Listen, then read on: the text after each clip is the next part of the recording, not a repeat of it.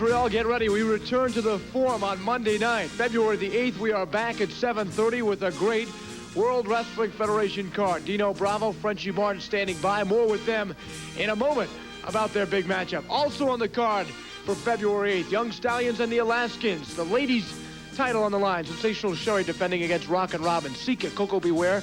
Ravishing Rick Rude will meet Tito Santana. And in a big six-man tag team event, World Wrestling Federation champ Hulk Hogan will team up with the Macho Man Randy Savage and the former Intercontinental champ as well, Ricky the Dragon Steamboat. On the other side, the Intercontinental champion, the Honky Tonk Man, and the former tag team champions, the Hart Foundation, Andre the Giant, to be in the corner of that exciting team. Also, as we mentioned, Dino Bravo back in Montreal on February 8th. And you will meet The Rock, Don Morocco, and superstar Billy Graham. Frenchy Martin will be in the corner. You know, that's a cheap excuse for Don Morocco to go get superstar Billy Graham. What superstar Billy Graham is going to do there? Superstar Billy Graham is a distinguished professional, former champion. I'm going to tell you one thing. With his plastic hip, he better stays in his corner because Frenchy Martin is not going to take anything from you. And as far as Morocco is concerned, just admit it. Everybody saw it. You were pinned. 1, 2, 3. You lost the match. No reason to come and screaming for a return with what? Bravo's stronger than you, better than you, 3 times the wrestler. You never respected him, but now you got to. Well, neither short an experience. It's going to be very interesting. The Rock, Don Morocco, and you, Dino Bravo. You know, I expected it to be a real hard match last time, and that's the way it was. From the beginning of the match till the end, the people saw what they wanted to see, a tough battle. But Morocco, the little respect I had for you is gone because you claim that Frenchy Martin distracted you. That's why I beat you, and that's why you're bringing the cripple superstar in a corner in the Forum. Where Morocco, the result is going to be the same. You are going down, and nothing's going to change it. And Graham, thanks to Butch Reed and one-man gang, you're out of professional wrestling. But I guarantee if you stick your nose in my business, you'll eat out of a straw the rest of your life because I don't want you to come even close to that ring. Frenchy's going to take care of that. Morocco, you are going down. All right, Dino Bravo. Dino Bravo to take on The Rock, Don Morocco, superstar Billy Graham in The Rock's corner on Monday. Hello, everybody, and welcome back to another episode of Can Keithie Take the Heat? And this episode, I am going to be showing you, I talked about a while ago doing some French onion soup, and I decided to do that today. But something I did not know is I found this when doing a little research online. It's actually I guess you could say a note or a letter or a memo or whatever it is from the great Gorilla Monsoon, who talked about, one, Frenchy Martin and Frenchy Martin's French onion soup. So let me read this to you today. This is directly from the mouth of the man who coined the phrase gorilla position. If you spent any time around the WWF locker room back in the 1980s, you heard plenty of stories about the larger-than-life personalities. But one of the best-kept secrets wasn't what happened under the bright lights. It was about what happened after the show when Frenchy Martin found his way to a kitchen. Now, Frenchy could get under anybody's skin on television. He'd strut around waving that Quebecois flag, running his mouth and drawing enough booze to fill any arena twice over. But behind the scenes, the man had a reputation for making a pot of French onion soup that could bring a locker room to a complete standstill. I'm telling you, folks, you could smell that soup before you ever saw it. He'd spend hours getting those onions just right, slowly caramelizing them until they were sweet as candy. No shortcuts. That's the kind of patience you don't always see in the wrestling business. Then he'd pour in that rich beef broth, add a splash of wine, and let the whole thing simmer while everybody wandered over asking, "Frenchy, is it ready yet?" By the time he ladled it into those crocks, you'd have thick slices of toasted French bread floating on top, buried under enough melted Gruyere cheese to make a cardiologist nervous. They'd slide it under the broiler until that cheese bubbled over the sides, browned up perfectly, and stretched halfway across the room every time somebody took a bite. You know what the funniest part was? Some of the same wrestlers who spent all night trying to knock Frenchy's head off in the ring will be standing in line with a bowl in their hands 10 minutes later. You might have had Hulk Hogan, the Junkyard Dog, Tito Santana, the Hart Foundation, and even the roughest, toughest enforcers in the business all sitting around the same table, not saying much, because they were too busy enjoying that soup. That's the one beautiful thing about this wrestling business. The fans saw rivalries, betrayals, and chaos every Saturday and Sunday morning. But behind the curtain, there were moments that reminded everybody that we're just a bunch of road warriors trying to make it to the next town together. Frenchy Martin may have been one of the loudest villains on WWF television, but if you judged him by that bowl of French onion soup, you'd think he was running the finest little bistro north of Montreal. And judging by the empty bowls left behind in that locker room, business was always booming. Thank you, Gorilla, and RIP to both you and Frenchy Martin. So today we're going to make a little bit of French onion soup with our own toasted, crusted baguettes to put inside. So the first thing you want to do is you want to cut up about 5 pounds or so of onions. Now I did about, I'd say 4 3/4 of a pound, and I decided to leave one for you to show. So I've done this once before, but I'll do it again.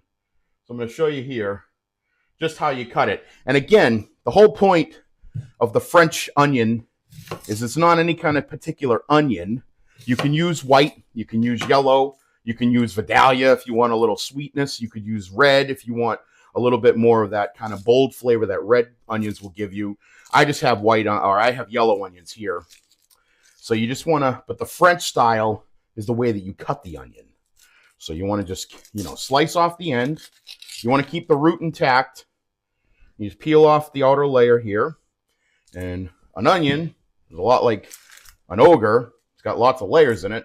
So don't feel like you have to have the top layer if you don't like that one. If you see it's a little grimy from the dirt, just go right ahead and peel that one off. And for this is kind of the easier part, is you simply just take the knife, you take the onion, you put it down, and the French style is you just slicing it like that, so you can have just these little strips here, and that's the French style of onion. So you just throw that in. So you just want to cut these, and you want to cut them, I would say, not very thick, but not like transparent or, that you can see through them, because they're going to cook down a little bit in the pot here. So you just want to cut these up as best as you can. And remember, I told you, you kind of keep your hand like a claw, so that way you can protect your knife. Good way to kind of compare this into a sports is like if you're a knuckleball pitcher. Knuckleball pitchers tend to grow their nails a little bit so they can grip the ball with their fingernails. Kind of want to do the same thing when you're cutting. So you may notice sometimes chefs may have a little bit of a thicker fingernail, maybe, because they're gripping on the food. And then you just kind of throw out the root end, and that's it. So I have about 5 pounds of onions here, and I'm going to cut up a little bit of garlic later on, so I'm going to keep that out. I'm just going to throw away these root ends. You don't need the root end, obviously. So now what you want to do is get yourself a big stock pot or a big soup pot. I have this massive one that I have here. And the biggest thing, let me put this back up, sorry. All right. And the biggest thing with this is you want a good heavy steel bottom one, because you're going to be cooking these for a while. And you want to get some good caramelization. Now, I'm going to start these off, and then it's going to take a while. So I'm going to start these off, and then what I'll do is I'll come back when they're ready to be caramelized, and we're going to be adding in the broth and all the other aromatics, if you will. But what you want to kind of do is you want to get some butter, and I'm going to do a big stick of butter because I have a ton of onions here. And you want to put butter and then olive oil in. And what you're going to do basically is we are just going to throw all these in and let these simmer until they get nice and caramelized, and you have the natural sugars from the onions are coming out. Now, one of the ways you can kind of speed this up, if you really want to, is you can add a little bit of sugar, and it doesn't hurt. It kind of just helps speed up the caramelization process. But if you don't worry about that, like they actually, every time I've made this, I've never had it go that long. I mean, I've heard people tell you just want to do a good glug of olive oil. It's not going to get too oily, trust me, because it kind of mixes in it very well. worst case scenario, you can always kind of like skim a little off the top if it gets really kind of oily. But all the times that I've made this, I've never had the problem with the onions not caramelizing enough. So I've never had to add any sugar or anything like that. Really, it's just once you put these onions in, you put a little salt, a little bit of pepper, let them kind of cook down. And then what I'm going to be doing is adding in some garlic. And then I'm going to let the garlic cook in. And then once we add the broth, I'm going to be adding bay leaf, some thyme, fresh thyme. And that's kind of really it. The only other thing I might add, and it's only if I taste it and it doesn't have the bite that I'm looking for, is, you know what, I don't even think I have an open jar of it. Oh yeah, I do have an open jar of it. Is the Better Than Bouillon. And I'm going to do the roast beef one, the roasted beef base. That's just only if it doesn't have that good of a bite. Now, for my broth, this is kind of where you can get as frugal, I'll say frugal instead of cheap, or as bougie as you want. You can get like a really good quality broth. I actually picked up a couple. I have Zoop bone broth. I got the reduced sodium just because I'm going to be adding salt to this anyway. So, and I also have kind of as like a little bit of backup because I'm probably going to add more. I have the Kettle and Fire. This one I have chicken bone broth. It's the same thing. I mean, you could literally do this with vegetable broth if you wanted to make it like vegan almost. You could do that. But a good bone broth, a good bone broth, or even just a good beef base or something like that, you want to do that. I have my trusty spatula here. All right, so this is getting, so I have this on high. So now this is starting to bubble up. The butter is melted. So I'm just going to start adding these in. And like I said, these are going to take a while to cook. You want to kind of stay here. You don't want to set it and forget it. And the reason being is because you want to keep mixing this around. By doing that, it's going to break down all the natural sugars in the onions. It's going to get them nice and caramelized. And then you're going to be able to really start to notice it. Like Gorilla Monsoon said, you start to see them kind of get dark and almost purple, or even just, kind of brownish. And they look real good. The smell is ridiculously delicious. I mean, your house is it's not gonna stink like onions. It's gonna smell like a bistro. It really is. It's amazing how fast this stuff turns from just the onion smell into deliciousness. And then also with this, and I'll show this, it's only gonna take like 10 minutes to cook it. I cut up a baguette. So I had a baguette, cut up half a baguette really, because I got a long one, but I got a baguette, a nice little French baguette. And I cut up into little croutons. And what I'm going to do is I'm going to put some olive oil on these. I'll probably do a little garlic powder. And I'm going to put them in the oven to kind of toast them. And that's what we're going to have. It's going to go in our crock pots. And then, of course, I bought some Gruyere cheese that I'm going to shred up.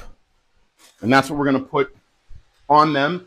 I probably will not put these in the broiler. I don't know. My family doesn't really love it like that. You could, obviously. It's your choice. But if you don't want to, that's obviously perfectly fine. I don't know where they are right now. I have them in here somewhere. But I have these really awesome, like, kind of like crock little bowls that I have that I'll show you when I spoon it in. But for now, let me cook these. And we'll be back after this. I'll show you how we're doing the broth and everything. All right? Stay tuned.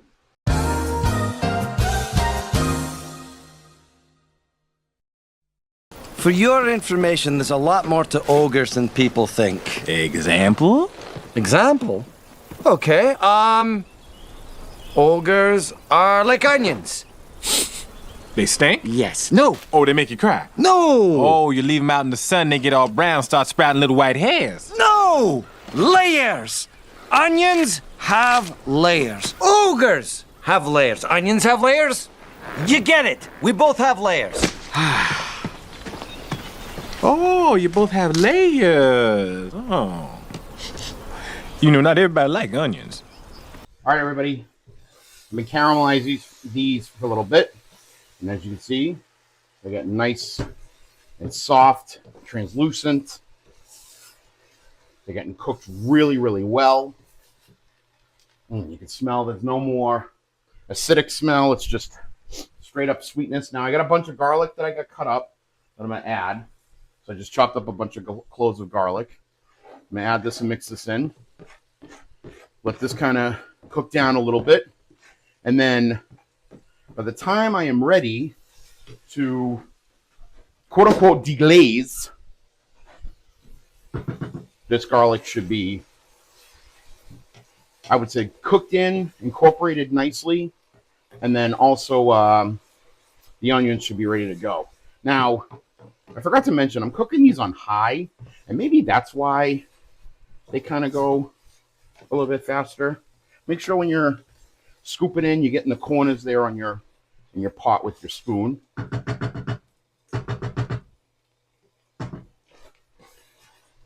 And then for deglazing, you can use really whatever you want. I'm going to use a little Chardonnay, just a little, not a lot. And when it comes to like deglazing or using any kind of wine, a normal chef will tell you, like, use a good wine, like use a wine that you would want to drink, because you don't want to necessarily be putting in a crappy wine. Some people will actually use like kind of like a crappy wine, or not necessarily like the good wine. Obviously, don't use like a really expensive old bottle of wine. I mean, that's, but don't necessarily just get, like the cheap stuff that they sell in the grocery store, in the section where they have it, like all the vinegars and stuff like that. You don't want like a terrible wine, but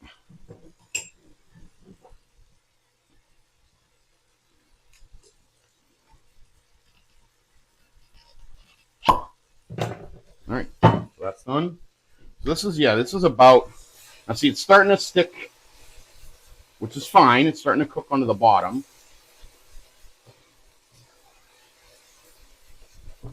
And you're really only supposed to use like a half a cup of this, quarter of a cup of wine. Use whatever you think is necessary.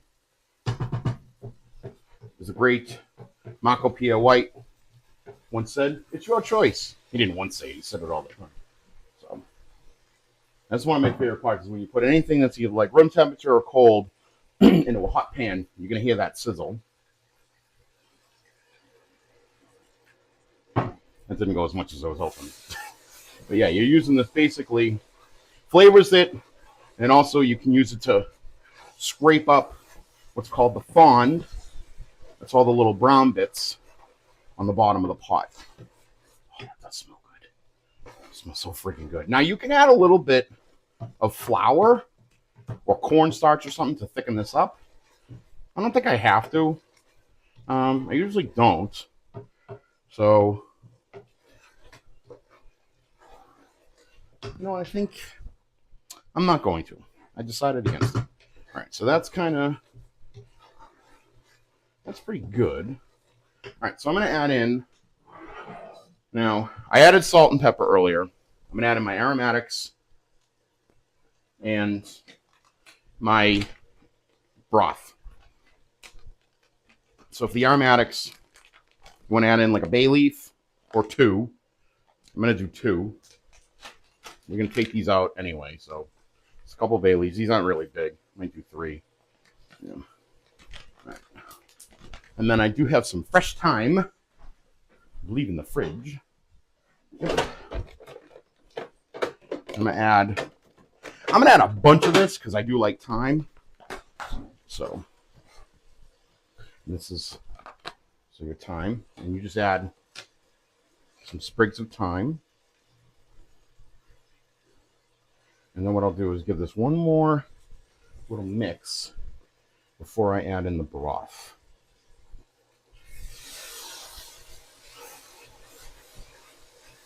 Ah, see, I can already tell.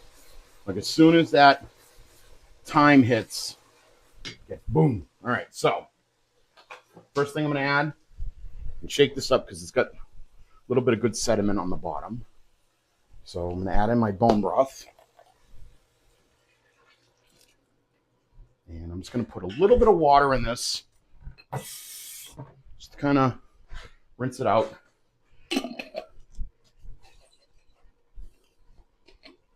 It's not going to dilute it. Yeah, see, it's not a lot of broth, so to speak, for the soup. It's not a huge amount. So what I'm going to do is I'm going to add in, and I had 2 of these, and I'm just going to add them both in. And like I said, this is good. This is good, like, this is good broth, actually. Like, costs a little bit more than your normal, your normal, like, store broth.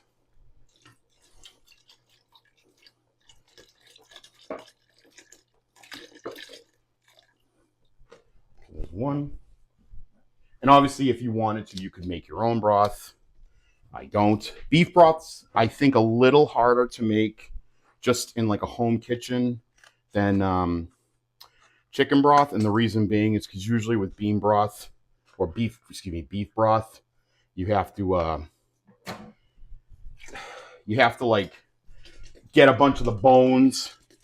So for like a chicken broth, it's kind of funny. For a chicken broth, you can actually do, you can get like, if you get like chicken wings that you would eat like at a sporting event, like if you're having a football game or something at your house and you want to get, do buffalo wings or something like that, you can get like those frozen wings and you kind of broil them and get them kind of all, like you wouldn't eat them, but they're all nice and broiled.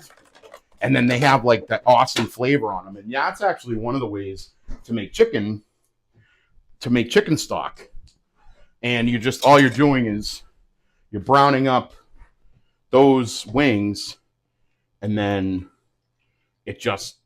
then that's what you use, and then you add in your carrots, your celery, your onion, and then you add in any other kind of things you want. Like you could add in bay leaf, you could add in basil, you could add in thyme, you could add in oregano, whatever you want. And then you let that cook, and then you strain it, and that's your like chicken broth. And beef broth is the same process. It's just you have to like cook the bones down first, and then once you cook the bones down, then you go the process of letting them soak and cook, kind of like stew in the water. So it's up to you if you wanted to do your own, but like that's why I said, like, as a shortcut, get yourself like a good quality broth in the market and you'd be fine. So I'm going to let that cook for a little while. I mean, there's not a time limit. I mean, 45 minutes-ish, maybe. It's really based on, this is like one of these things where it's like, I'm going to probably eat it when I'm ready, but, my family might come home later and eat. So it's just going to sit on the stove until they're ready to eat. But I mean, really, this is just, it's going to take time to let the flavors get together. And then, like I said, I have my bread that I'm going to toast. This is literally going to take like 10 minutes in the oven. So it's not even that big of a to-do. So, and then, like I said, you can put your Gruyere cheese on top. These are the Crocs. I had found them, by the way. These are the ones I was talking about. And these are safe to put under the broiler. So what you would do is set your oven to broil. You would put the soup in, you'd put the baguettes in, and then you would put the Gruyere cheese, like kind of lay it on top, and it'll sit on the top long enough that you can put these under the broiler, and it'll brown up nice, like you see when you have like French onion soup in a restaurant. I don't necessarily do that. Like I said, my family doesn't really care about that, so I probably won't. I know I should for the website, but again, it's my choice, and you can do you. I'm explaining to you how to do it. So what I'm going to do now is let this cook. I'm going to put these, I'll put these baguettes in because they're just toasting them. So it's not like it matters if like they get, stale. They're going to be toast. So all I'm doing is I'm going to take these, I'm going to put olive oil on top. Okay.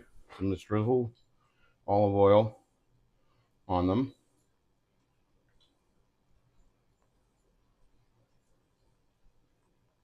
Okay. And then this is not in a bubble. I'm just going to lower this down. So lower to maybe medium high. I'm going to add a little salt, a little pepper on them.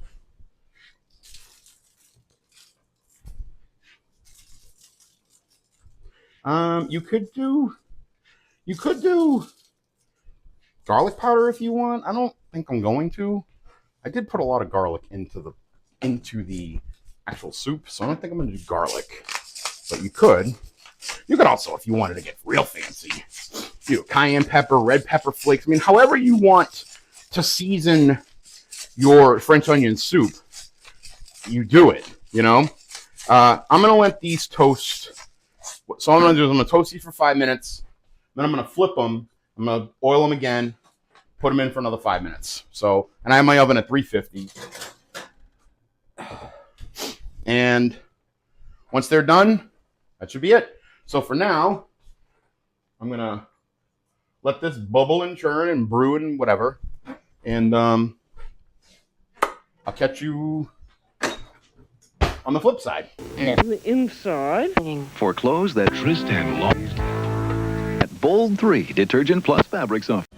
This morning, researchers in Boston say they're thrilled by the contents of a time capsule buried by Samuel Adams and Paul Revere. This 220-year-old capsule was opened last night to great fanfare. I'm dying to know what was inside. Vanita Nair is here to show us what they found and why it's all significant. Please tell us, Vanita. I had the same reaction. Good morning to you. The time capsule was recovered from the Massachusetts State House last month. Before it could be opened, preservationists spent more than 3 days removing the debris and loosening the screws that had sealed the time capsule shut. Under an iconic painting of George Washington crossing the Delaware, the centuries-old time capsule was opened. So this is clearly a newspaper. And its contents appeared to be in remarkably good condition. Conservator Pam Hatchfield used a bamboo strip, a porcupine quill, even her grandfather's dental tool. Oh, that's nice. Yeah. To loosen and lift layers of newspapers that had been folded and crammed inside. This is only 1.5 inches deep, so it's kind of like a clown car right now. They keep taking things out of this. Perhaps the most significant artifacts were at the bottom of the brass box.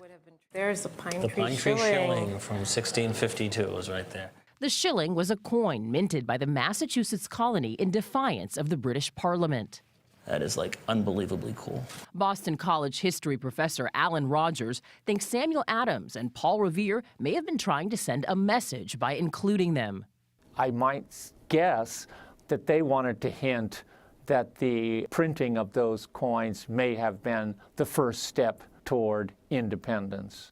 Also inside, government records, an imprint of the seal of Massachusetts, a George Washington medallion, there it is. And a silver plate marking the day the box was buried, July 4th, 1795, 20 years after America's independence.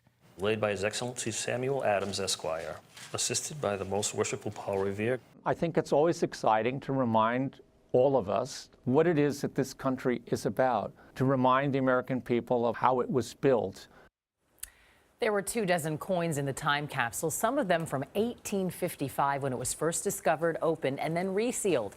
This time the contents will temporarily be put on display at Boston Museum of Fine Arts before they are reinterred at the State House. And that's the other big debate. Do we want to in any way inflict upon history by refurbishing the coins, by opening up the newspaper, and when they reseal it, should they put something from the 21st century inside of it? Why not? Yeah, the second is easier than the first. Yeah, put an iPhone in there. I know. But there was something very exciting to know that something that Paul Revere had touched that you could now look at years later. I thought it was such a cool story. Remarkable good condition, too. Yeah, great story. Very nice story. Thanks, Vanita. Relief. So as you can see, I'm ready to plate. This has been brewing nicely. My brother even came home and tasted it and said that this tastes magnifique. And I already shredded up my Gruyere cheese. So, as you can see, it's all crumbly. So now to plate this, it's real basic. You get yourself a soup ladle, excuse me. And you can do one of two things. You can either A, put the croutons, as I toasted there, into the cup first, or the crock first, or you can put them in second. I'm going to do a little of both. I'm going to put a couple in. Oh, nice crunch. And then you're just going to ladle in your soup. And if you happen to get a bay leaf, just pluck it out. You want to get a good amount of broth in there. Oh, I even got a little thyme sprig. And pull that thyme sprig out. Ooh, look at the broom. Okay.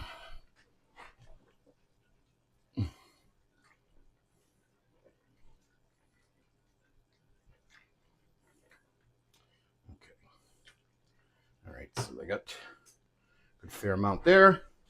It's a nice good amount. And then you can put a little crouton on the top. Can even fit 2 here. So don't tell me I got 4. And then simply take your cheese. Put as much cheese as you want.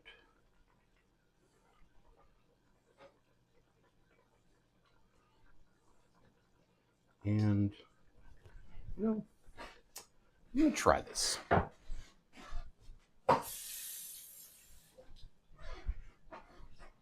See if I can do this real quick. Let me get some peppers cooking, but just right underneath.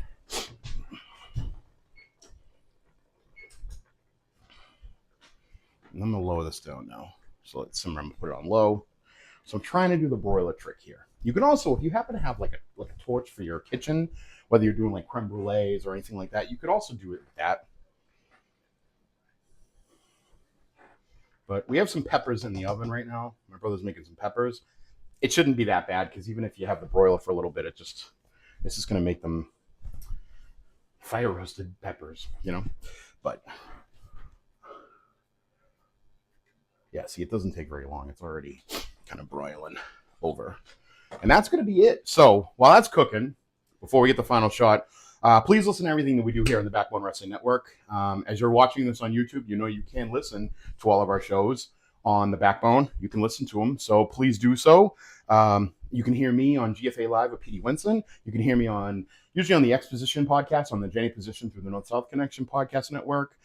You can also see me here on Take It Easy with Keithie, or as Logan and Schiff and Matt like to call it, Take Me Home, Keithie Roads, where I interview independent wrestlers. I'm going to be trying to add some more of those too soon to our YouTube channel. But yeah, and then Hands of Z, Shit Take, Clash of the Champ Bones, the Arrow podcast. We watch comics, Journey Through the Arrowverse. We're going to be putting out one soon, I think, on Spider-Man. So, because Spider-Man's coming out this week, so we'll be putting one out on that soon with Logan and I. I think we're going to give people a little minute to watch the show, watch the movie, obviously, before we spoil it. But yeah, we have, I think that's it. Oh yeah, movie education with Logan Crosman. So, for Keithie Langston and Frenchy Martin and Gorilla Monsoon, thank you so much for listening. Manja, bon appetit.